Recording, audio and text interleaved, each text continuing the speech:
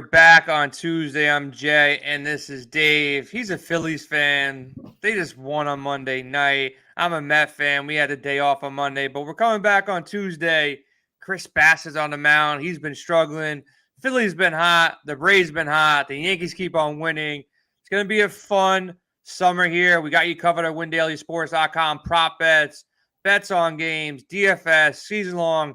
We got this thing called the U.S. Open coming in golf, so make sure you check out C.S. Spencer and the crew with Joel, and they got some special guests coming up on their U.S. Open show Tuesday at 8 p.m., so make sure you lock in on that.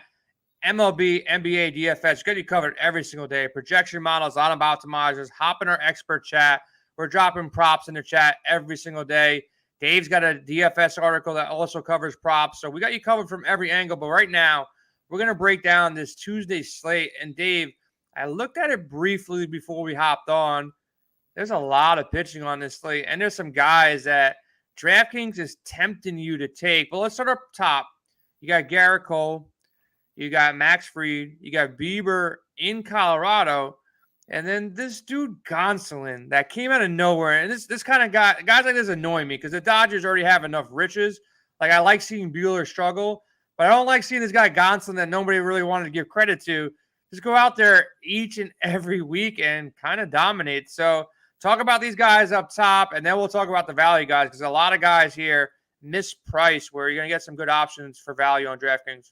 I love the names you threw out already. Cole is still a guy I'd plug in. I know he got beat up last outing against the Twins. It happens. That lineup that the Twins roll out, they just match fastballs, and they just jumped all over him. Buxton's back in hitting. Cashed a huge prop for me last night to give us the plus money in my article. But, yeah, I think he's still a good play. Cole against the Rays. Last time out, he faced the Rays, I think, 2 starts ago. 6 innings, 10 Ks, 1 earned run. The Rays are just, you've seen it, Jay. They're mediocre right now at hitting. Still with Lau out and still Franco having some issues. So, I mean, they're, I think, 18th overall in June in batting average. They're just not striping the ball. I do like Cole a lot, but that name you said, Gonsolin, and I'm going to tell you why I love him. I might even love him more than Cole. You saw what your boy Walker did to the Angels the other night, right? What did he get, 10 Ks? 10. Mainly the splitter, right? The splitter was working. Guess what Gonsolin's best pitch is? The splitter.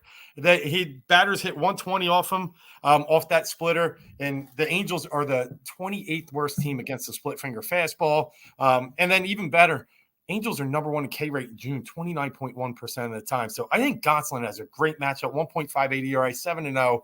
I'm probably plugging him in right now as out of those top 4 is my favorite one.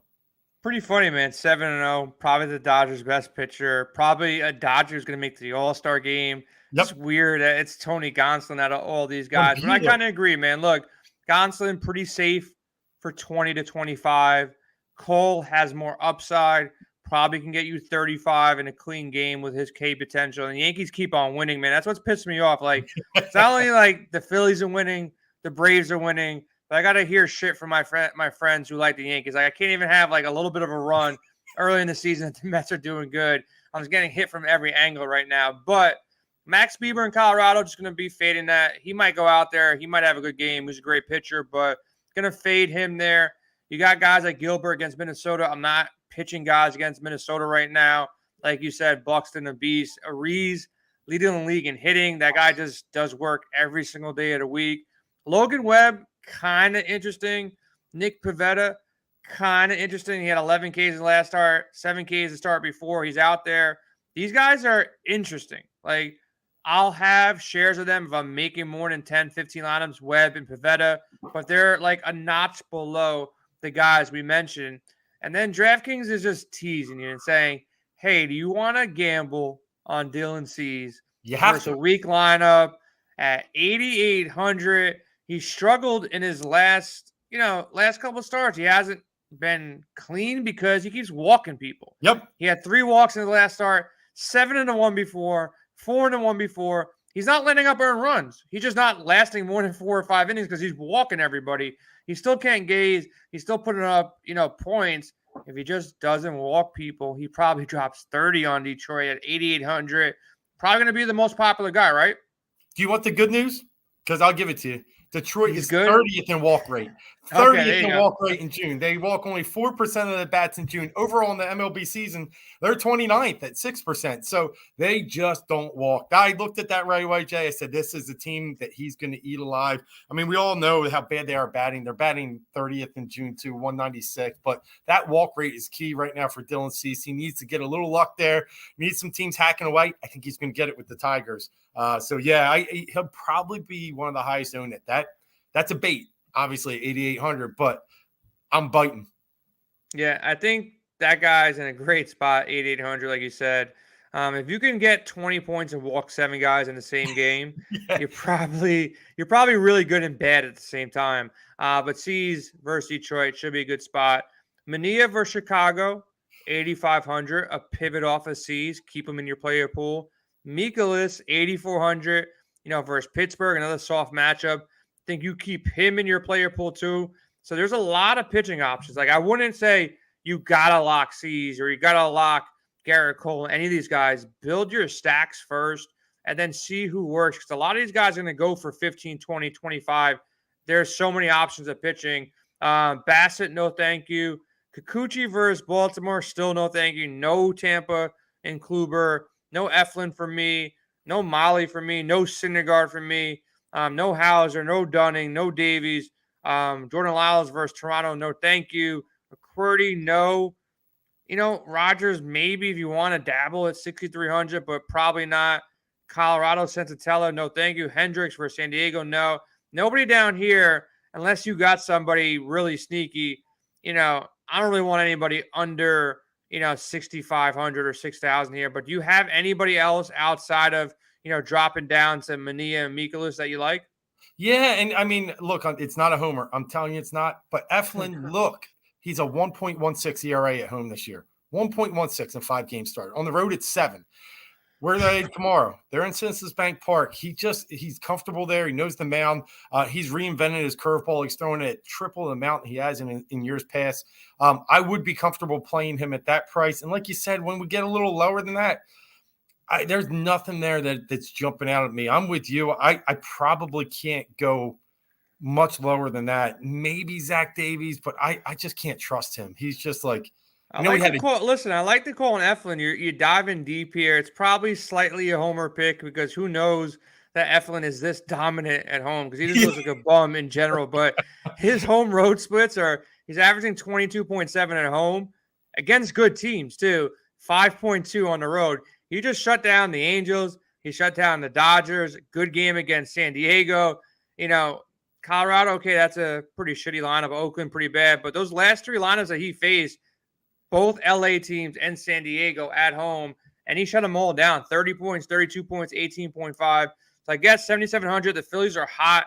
Miami doesn't scare you. So definitely a spot to go to. So I actually like that call.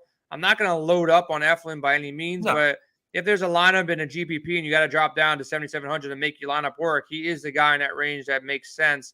Nobody else other than that makes any sense. Now, looking at stacks, the Yankees, man, they just dominate. And they get a pretty soft matchup in Kluber here. Are the Yankees the top spot? You got the Phillies that have been hot. You got the Braves that have been hot. Toronto put up a big number. They're going against Lyles. How are you weaving through these stacks to find the best stack for yourself? Yeah, my favorite was Toronto last night. I think I'm going back to that well. I mean, I know I'm with you on Kluber. Kluber not very good, but had a decent start against the Yankees, I believe, his last time out. Not, kind of lucky, but 19.7 DK points, 6 innings, 1 run. I know it's in Yankee Stadium, so that's going to play a little different. So I still like the Yankees in small volumes. And this Matt Carpenter, I don't know how you can't play him right now, right? It's crazy, man. The rich get richer. And I'll tell you this, man. Just text me in a Discord chat around 5 o'clock. If I'm playing the Yankees, you fade them. If I'm not playing the Yankees, they're putting up 15 plus. So just shoot me a text in Discord. I'll probably lean with you and not play them. They're not my number one stack. That means they're probably going to score 15. And Matt Carpenter, I don't know who should be more upset, all the other teams who passed on him or the St. Louis Cardinals or the teams that tried him out recently. The guy's hitting 333 with 6 home runs, 13 RBIs. Hit 2 home runs in his last game. Why is he doing this, man? I actually liked him on the Cardinals, too. I thought he was a gritty player. no batting gloves. Like, I liked his Yeah. style, what he was doing. But to see him on the Yankees is like, they don't need this. Like, come on, give me more Joey Gallo strikeouts. I don't need Matt Carpenter hitting leadoff or in the 2-hole hitting home runs. It's just not fair, man. No, it's not. So yeah, let's dip top Toronto though. I mean, I still Jordan Lyles, man, he's let up multiple earned runs per game in his last 10 starts. Toronto jumped all over the Orioles last night, put up a huge spot. Everybody in that lineup had hits, multiple hits. So I kind of like where they're starting to head. They were a little kind of like middle road for a while here, but they're really starting to catch fire. So let's stack Toronto. I'm with you. I'll take pieces of the Yankees, maybe a small stack, 2-3 guys here or there, but I'm probably not going to full stack. If I do want to dip even a little deeper, I am going to consider the White Sox. They started to hit again. This fire Tony stuff it might have some legs. We fired Joe, and look what happened. So there might be some legs there. Abreu's coming around. Robert's back in the lineup. So I might also look at them against a gas can Tyler Alexander. Yeah, I think that's a good call there. The Red Sox, Red Sox are in a good spot. The Red Sox have been playing good ball. I think the Red Sox definitely in play. They got power with Devers, Martinez, Bogarts, Story, Kike. There's enough guys in that lineup that they can go out there. Over-under is currently 9.5, one of the largest on the board. And then you got Coors Field, man. You got Jose Ramirez playing in Coors Field in a soft matchup for Senzatella. He's going to be expensive, but with all these cheap guys at pitching, you got some good value there. You can probably still get, I don't want to say you can load up on every single Cleveland high-end bat because Ramirez on DraftKings 6,100. The outfield, Straw and Kwan 4,200, 3,600. You get some discount there. Gonzalez, who's been hitting well, he's 2,900. He's in a decent spot there, cheap. Naylor 4,500. They're affordable, so you can probably get, a good 4-man, 5-man stack out of Cleveland in Coors Field. Catching wise, they're cheap with, Molly at the top at 3,500, depending on who gets to start there. So I think Cleveland is another spot that you can attack here. Any team in Coors Field. I'm not going with Colorado though because Bieber is legit, but like I said, I think that another spot you can go to is obviously Cleveland here. Outside of that, not much else that I'm in love with. The Mets are, a team that they can go out there any slate. They're going to be supremely underowned. So I think, going against Hauser here, it's an option. Not in love with it. The Dodgers versus Syndergaard, an option. Not in love with it. But it's a big slate, man. Go out there and find the stack that you like. Go ahead and stack them. There's value on this slate. At pitching, we went over it. We'll be in our expert chat all day, all night, leading up to locks. Hop on WinDailySports.com and hop in our expert chat.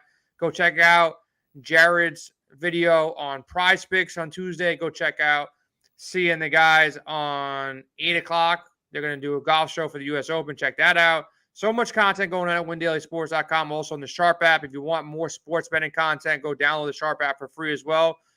We are out of here. Dave, any last words going into Tuesday night slate? Go Phillies. Go Eflin. Oh, man. No Phillies talk, man. I got to stop the show, man. Stop the show. Phillies. How serious do you think they are now? Let's give me a 30-second rant about the Phillies. Are they a playoff team? Are they winning the NL East? Are they going to go in second, third? Where do you got this team really finishing at the end of it?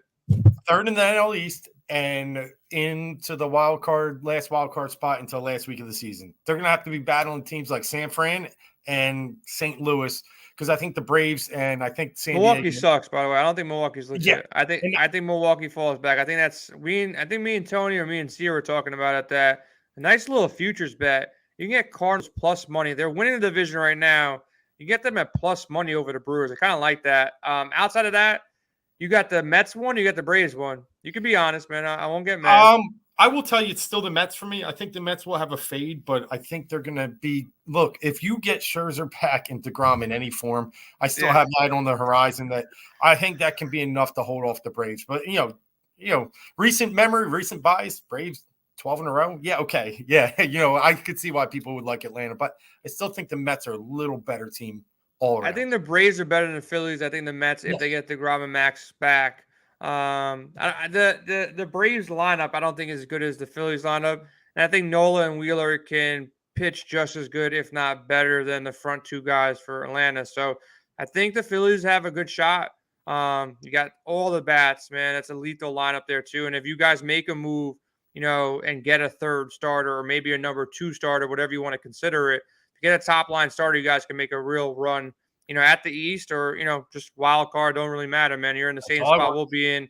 You'll be in the same spot we'll be in, hopefully. But we're out of here on a Tuesday night, everybody. Good luck. Go lock some U.S. Open. Go lock some MLB, some NBA, and we'll be back on Wednesday for another slate breaking down MLB DFS and props.